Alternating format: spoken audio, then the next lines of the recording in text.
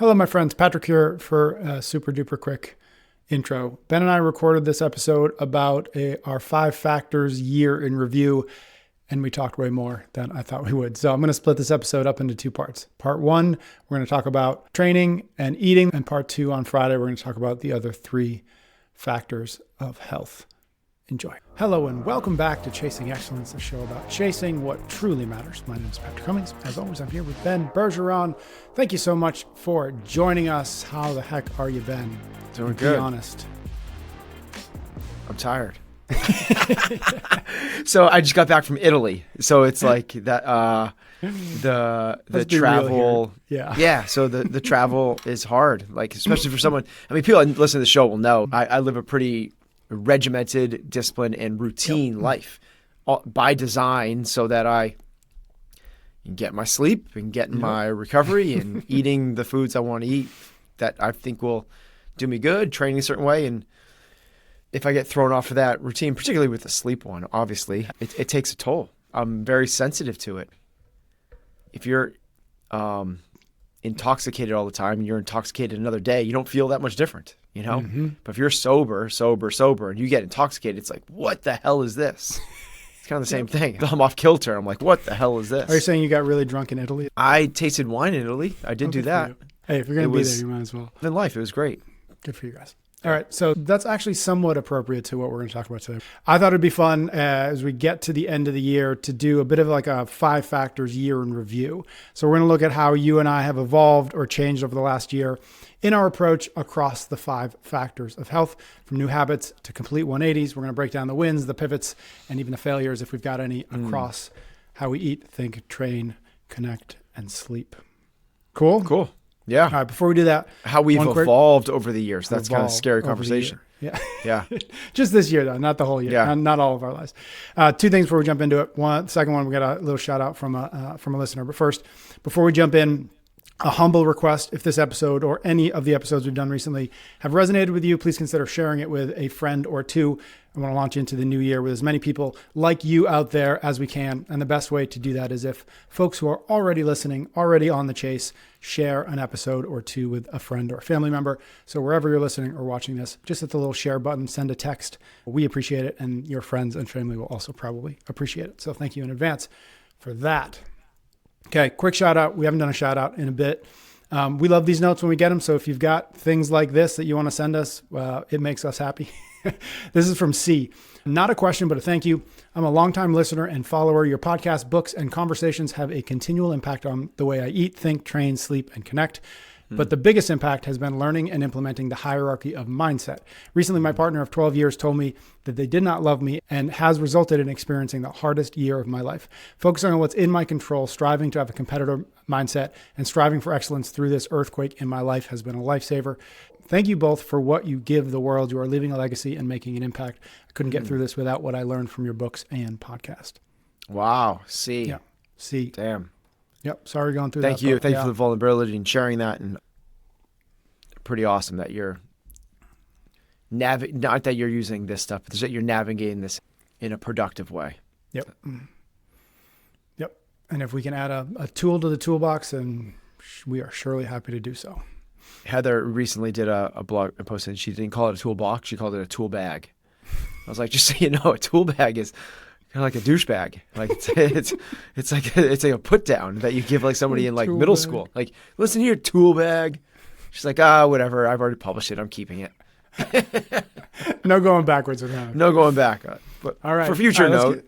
Future note, yeah. It's a box. Let's jump into the first one. I thought we'd do the biggest one first. At least the biggest one for me was the train bucket this year. I can start, you can start, but let's jump in. Anything worth noting as to what you did differently, what you focused on differently, what you stopped doing this year that you've done in the past that is worth mentioning that folks might get some value out of?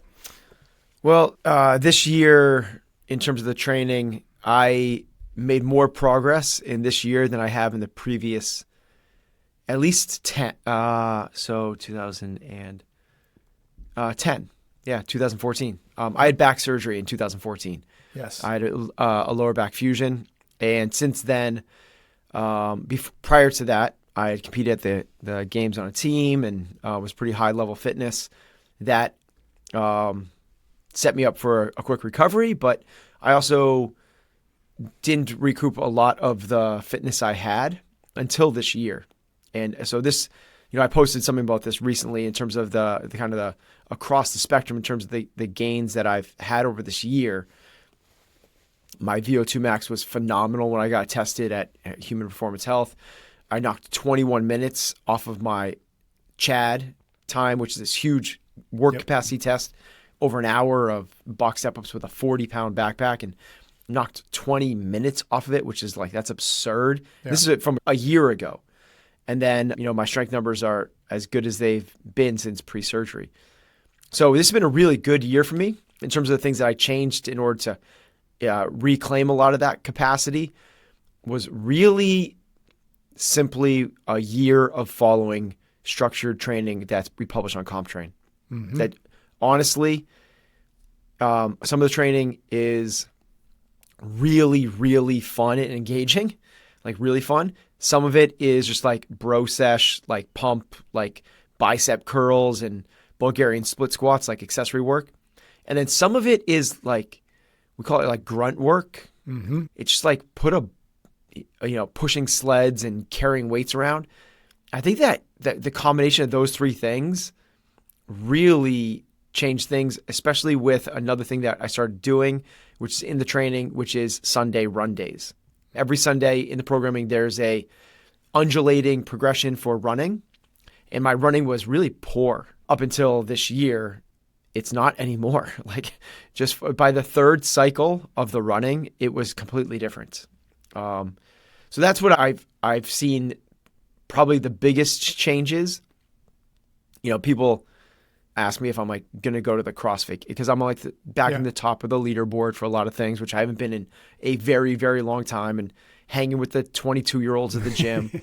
Yep. And they ask if I'm going, it's like, no, I mean, like my strength numbers are nowhere near where they should be for that. But considering for where it was to where it is in 12 months, and that's really when I started doing this was 12 months ago, last November, December, it's been a drastic change, both in what I've done, but a drastic change also in the outcomes as well, which, we had this conversation a little while ago, and we talked about how, people said it's about like, well, it's the consistency. Yeah. It's not that, because I trained 5 or 6 days a week for 10 years before this. It was this, and you said it well. It's like, well, first it has to be consistency. That's going to be the biggest thing. But then you consistently doing, it's compound interest. Mm-hmm. Like if you're doing something that's returning 5 or 6% versus something that's returning 8, 9, or 10%, over the course of a couple of months, a couple of weeks, not that big of a difference. Over the course of 12 months, it's huge. It's a massive difference. So, love it. Yeah, that's I feel like that's the biggest of all of these I've done so far. That's probably the one I've changed the most. Mm-hmm. And I've seen the most changes with. Yeah, take that. And yeah, obviously we've had lots of conversations to dive even deeper into what those changes or what that program, those changes to the program will look like. So go back and listen to those episodes if you want some more details. So we won't get into it too much here. Love that. I think the train bucket is also the one that I've probably improved the most this year. Cool. And heck yeah. in sort of different ways. So a couple of things that I've done. One, I've actually got back into a CrossFit gym, which we've talked about briefly. I've been there for about a year. I go to my local affiliates, CrossFit Harpoon, shout out to them. I go on Friday mornings. That's sort of my jam right now. Having that sort of structure in my week, and then I sort of backfill and figure out what I'm doing around whatever I know I'm doing on that Friday has been great. And obviously anybody who's been or is in an affiliate knows how much the environment, how much the coaching, all the things that we love about CrossFit Gym. So it's been amazing to have that back in my life. It's been probably, before this year, it was probably 7 years since I regularly stepped foot in an affiliate since we moved up here to Maine. It's been even longer since I've had a coach and a structured, class and people I see at a regular time on a regular basis. So that's been awesome. I can't underestimate how impactful that's been. And then other little things is I've started rucking, which we've talked about before. And I've really genuinely fallen in love with rucking. So it was not something I'd ever tried before, not something I'd ever really considered. I don't actually remember. Maybe it was Comfort Crisis, but I feel like I was doing it before that. I don't remember what sparked the idea of like, hey, go throw some weights in a backpack and go for a walk. But I'm glad I figured that out, because that's been great. I've been able to add at least 1 day of rucking a week, which has been fantastic. What's a typical ruck look like for you? What's the weight? What's the distance? Yeah, time?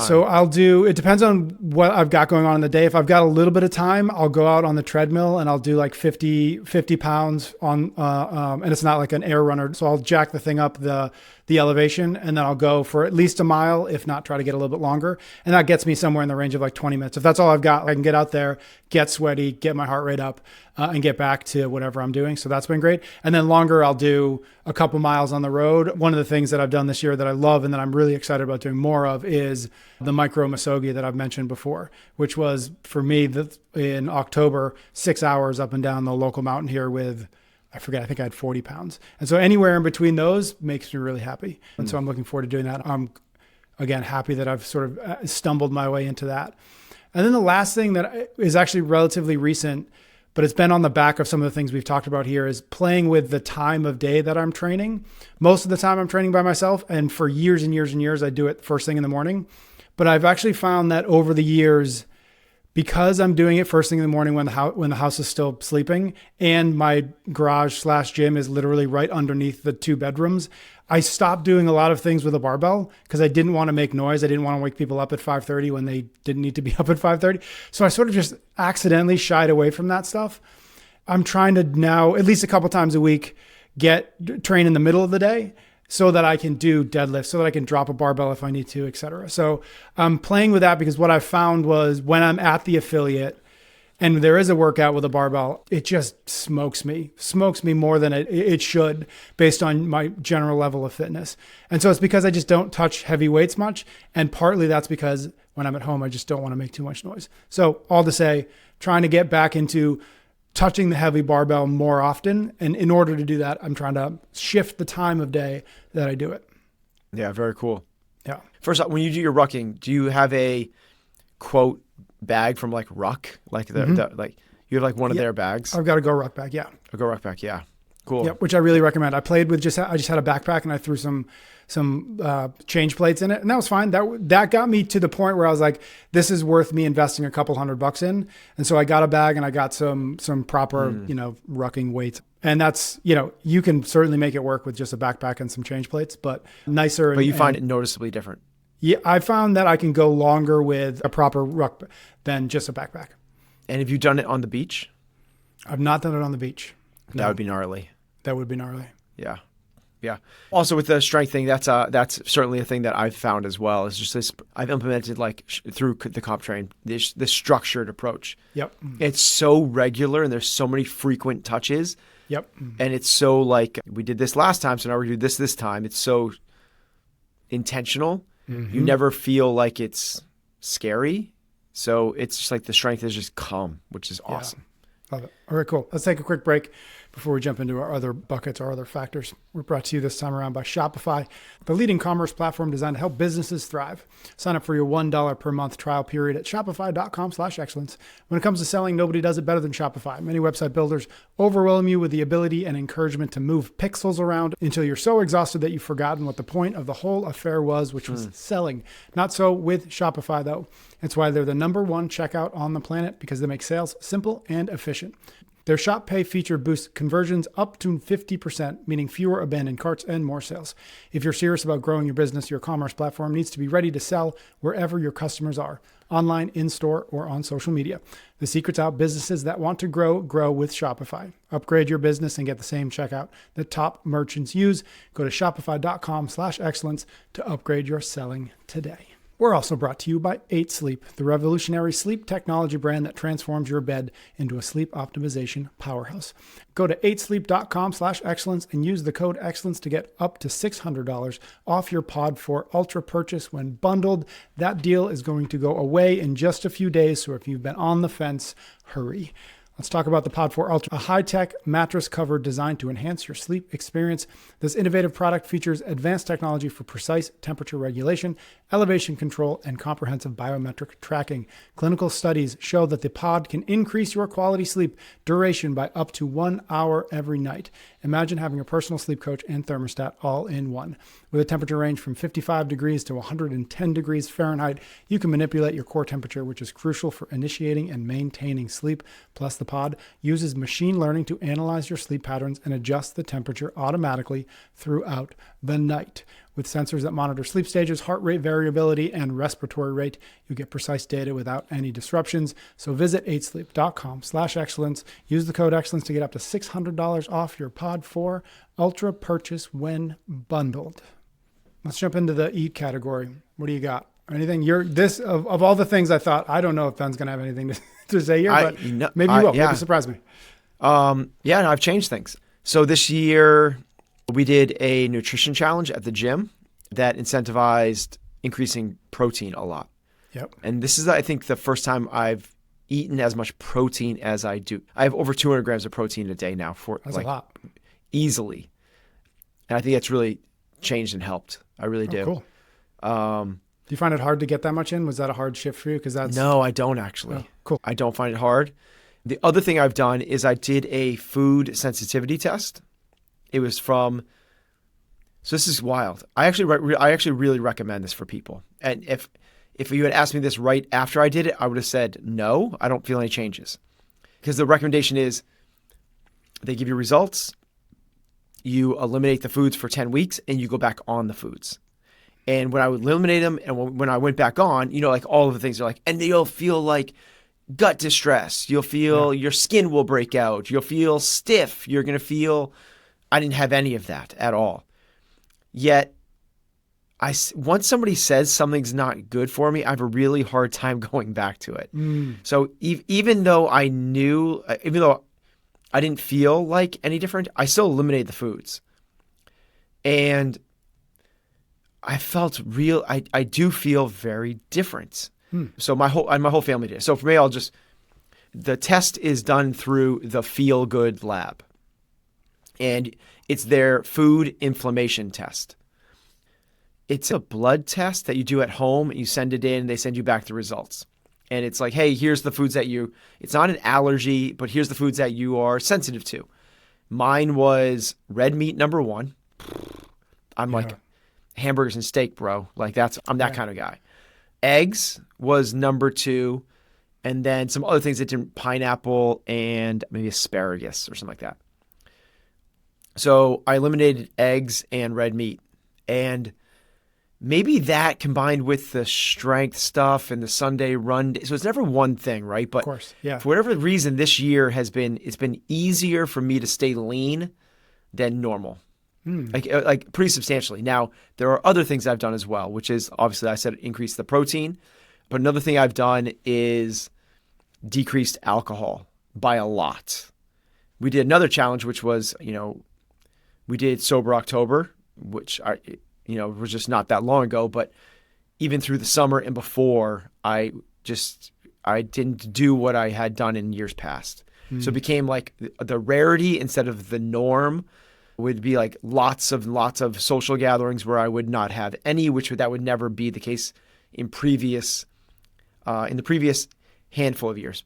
I was basically where I am now for most of like this version of me. That is like once finding CrossFit. Yep. Like I would have maybe 1 to 3 drinks a month. That would be like the norm for me. And that's where I am again now. It's probably 1 to 3 drinks a month. During COVID, that changed. Like it changed a lot. So I've gotten back to reducing alcohol.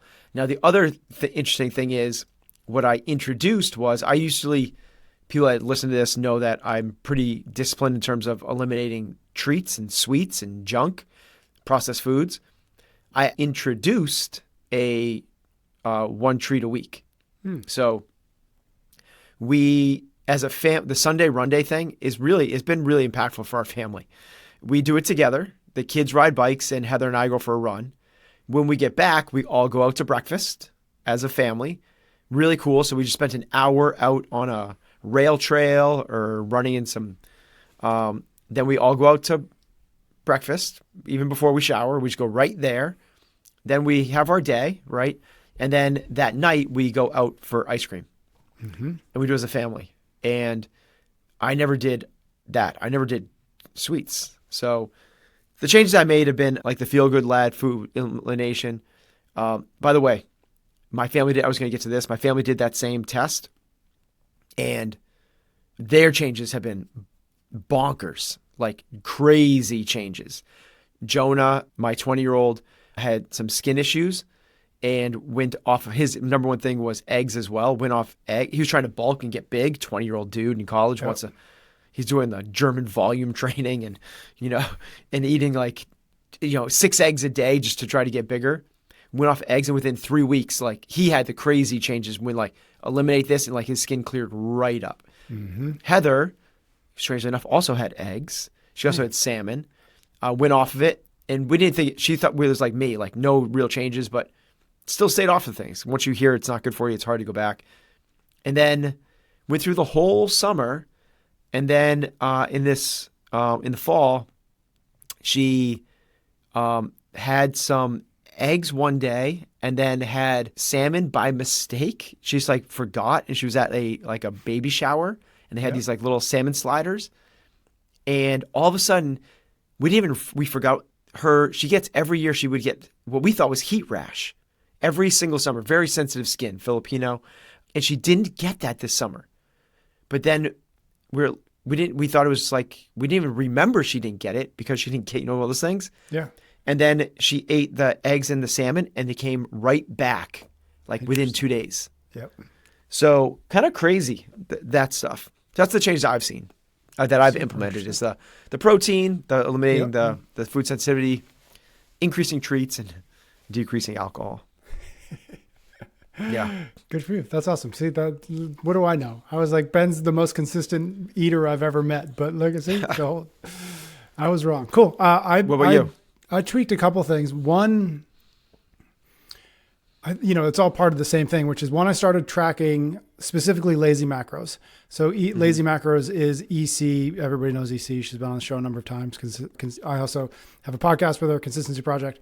And lazy macros is really simple. It's 800 grams of fruit and veg every day, and then 0.7 grams of protein per body weight every day as well. And those are the two things that you track. Those are the two metrics.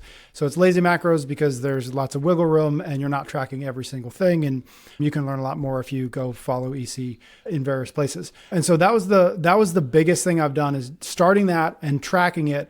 And all of it was under the aim or the understanding, the admission that I'm sort of consistently calorically underfed. I just don't eat enough. I've never eaten enough. Food is not something that I really like. You're like a little baby bird. Yeah. I don't spend a lot of time thinking about it. It's mostly just an annoyance to me. And so I was I'm not eating enough. So I need a way to know if I'm getting close on a daily basis to actually getting the calories I need. And so Lazy Macros works perfect for me. It's very simple. You could do it with a Post-it note. Just track your veggies and your fruit and track your protein.